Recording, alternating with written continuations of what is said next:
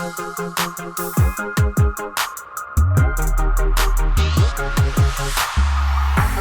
there, Misfits, it's time to FAFO. It's time to find another friggin' opinion on a game, and we got a couple of opinions here. Yeah. But this is the brand new-ish, it's maybe a month old. It's on Amazon now. It's a roll and write kind of game called... We have Arkham Travel Guide and Innsmouth Travel Guide. Yep, so there are two different travel locations. So if you like a seaside location, you've got the Innsmouth Travel.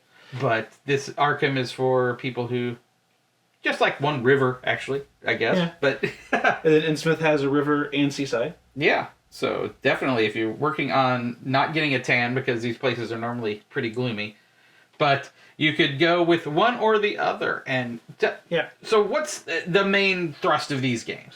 So these are route plotting games. And so you're essentially trying to get tourists through either the city of Arkham or Innsmouth. You do that by rolling dice.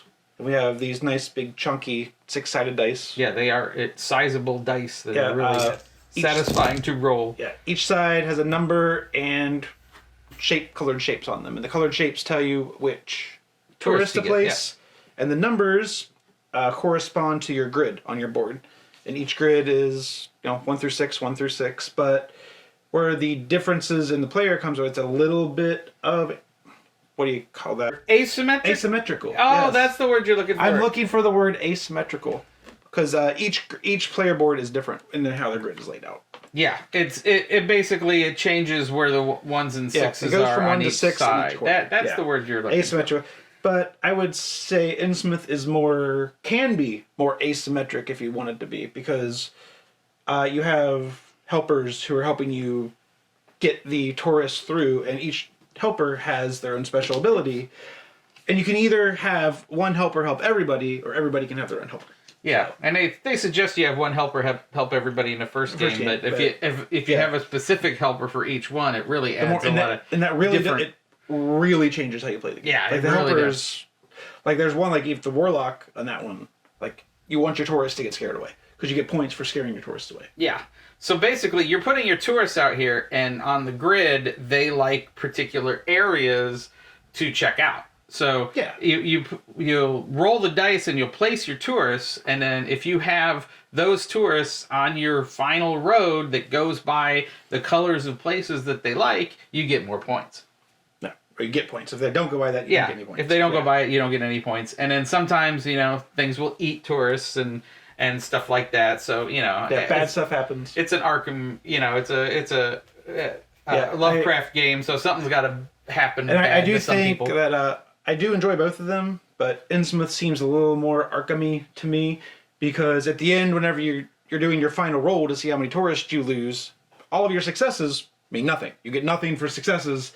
Failures scare tourists away. Yeah, and in Arkham, your successes actually score you points. Yeah, when we played Innsmouth, it's like I got a great deal of my tourists eaten, so I scored really low because they just I didn't get one success on my final roll, and it's like, oh, yummy. I'm like, I don't have any tourists left. And you already made your route before you make that roll, so you've decided which ones are in danger and which ones aren't. And it was like, there's a lot of missing persons reports. They don't get eaten; they just get scared away. Oh, they get scared away? Yeah. I think they get eaten, honestly.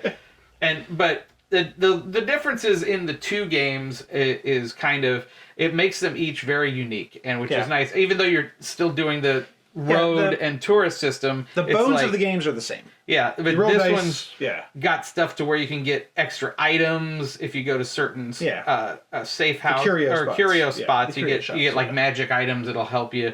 And you've also got the other, what are these other things? The portals. Yeah, this has portals. So this one you have boats. Yeah, this you have boats, and you guys take you from one water location to another water location on here. So it helps you keep your route longer. But if you use like portals over here, it makes them a little crazy. So you get insanity Because, it wouldn't be a freaking Lovecraft game without insanity rules in here. And a little bit of insanity is not a bad thing. Yeah, just a little. It's kept this channel going for a while. But we've got on Arkham, which is cool, is that you can get different things to help adjust your score as you go by getting the particular curios. And then the items in this game you don't get until the end. Yeah, so these will help you out in the final thing, but the whole thing is, here the final battle is much more deadly, so you want the things to help you here. Yeah. Where this one, it isn't as bad as this.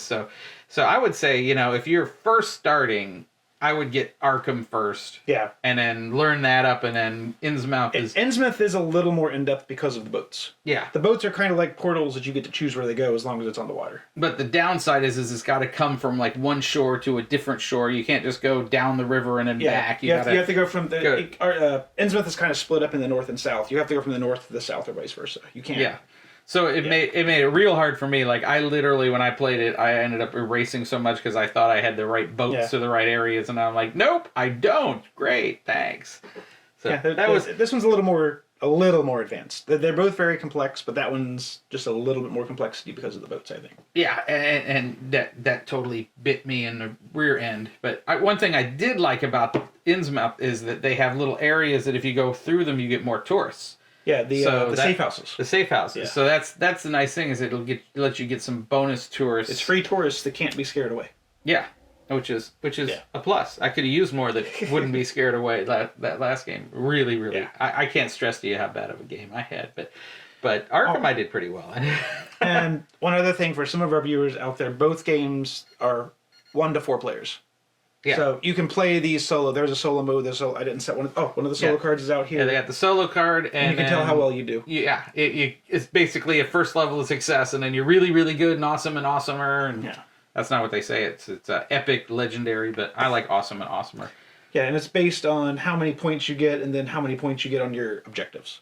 Because you can kind of see it's like a grid. I don't know. We'll get a close up of it at some point. Yeah. It's either points and then points from objectives. And then there's things like in Arkham, there's places that are on, you get a secret place that you want your tourists to go between 2 different spots on the board. Personal objective. Yeah. Personal objectives, you get points which for everybody the gets their road. own. Yeah. And then like there's some things here where you get in Innsmouth, you get like this one is like a balanced route where if you have the same amount on each side of the road, then you get extra bonus points. Or there's lots of end game scoring, which is really cool. It's got a lot of replayability just because of how it is. Like in this one, you have 4 old gods that you can go against. In that one, I think there's 6 helpers. I don't know what they call them. Yeah, there's 2 scenarios, but there's a whole bunch of helpers which change the thing up. So it definitely adds to it. And one thing that we have to talk about is, and we mentioned it before in the videos, is that these games don't have boxes. They come in a clamshell plastic, which makes them cheaper, which is great. Because I don't think, I wouldn't mind, picking up a box and seeing it on the shelf, but I mean, look at all these boxes on my shelf. I mean, I'm not going to lose sleep over a couple of really good games that might take up a little less space. So, hey, that might be an advantageous thing, but they're also, $5 cheaper because of it. You can get both of these $20 a piece on Amazon right now, and this is a lot of game for $20. I mean, a lot of game for $20. Replayability as well, like I said. It's like each one can be different. Yeah, and even playing the same scenario over again, it just depends on what dice come out. And one thing I love about the mechanic is that when you roll the dice, in this game especially, so when we were playing, it's you roll the dice and the first person who rolled in keeps the die, and then it goes around the table to other players saying, okay, well, we're not going to use that one.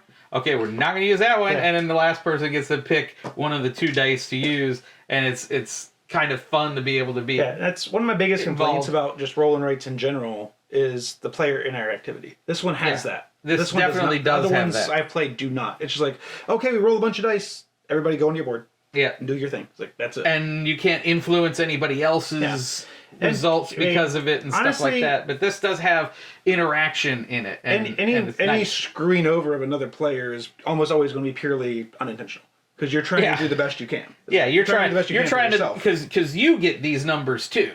It's not just that the person who rolls the dice in, gets it. It's that you're trying to influence those dice to where it'll help you instead of him, and it's definitely a lot of fun. I definitely I'm a skeptic of roll and writes. I usually am too. And there's been a few that have really changed my mind about roll and writes, but there's a lot of roll and writes that I would just never want to even touch again. So we're talking of all the roll and writes, I maybe like 10% of them at best, 5% maybe more realistically, and this definitely fits in that 5% of me liking a roll and write. And there's a third one coming out. Yeah, I can't wait to play that. I wonder how that's going to be different. I don't know. There was an advertisement for Kingsport Travel Guide, so. Yeah, I really wonder how that's going to play differently. Yeah, they're going to have to change the rules a little bit. I was thinking like maybe they could do one of these where like you're actually trying to scare the tourists away. Oh, that would be interesting. Because I have that board game with the Kingsport Festival where you're playing as the cultists trying to. Yeah, that would be interesting. That would definitely be interesting. And but even if they kept it in the same simple area, like the same idea. I mean, you could maybe get bonus points for, you place them, but whoever has the least of something is going to get bonus points. But yeah, well, that's I'll trust Crowd Games. Yeah, they or Crowd Games. I don't know how you pronounce it. Crowd or Crowd. CROWD, but they've got a crow is their mascot. Apostrophe D, and then crow's a mascot. So it might be Crowd Games, it might be Crowd Games, but you can't tell when you're looking at it on print. Yeah. So. What do you think? What do you want to give this puppy? I think I give it 4.5 out of 5. Oh wow, that's pretty bold. So 4.5 out of 5. I can do half, right? Yeah, okay. We can do halves because we're doing 5s. So like other people do 10s. So I do 9 out of 10. Yeah. Well, but we go by 5 here, so we'll give it a 4.5 out of 5. Yeah.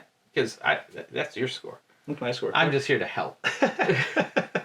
So that's definitely something, and I can't say we're coming up on the holidays, and this would be a not quite a stocking stuffer, but it doesn't quite fit in a stocking, but it might be one of those ones that you can hang outside of the stocking or something. But it's still a great $20 gift for people who like games, and it's definitely something that you could teach somebody to play who doesn't play a lot of games, because it's, and especially for any Lovecraft fans out there, this is probably at least most of the reason why I like this. So. Yeah, that's why you wanted to seek it out so much. It's like, Lovecraft game, and there's a lot of Lovecraft games out there, but this one you'll get to the table quick, you'll get to play it quick, and even you can play it at one player. So I mean, there's not many Lovecraft games that you have. You could have a Lovecraft game where you have a fig this tall that's Cthulhu, but this is definitely not it. This is smaller, it's easier to play, and it's also affordable. So that's win-win-win to me. Awesome. So thanks for joining us for another FAFO, and until next time, Misfits, game on.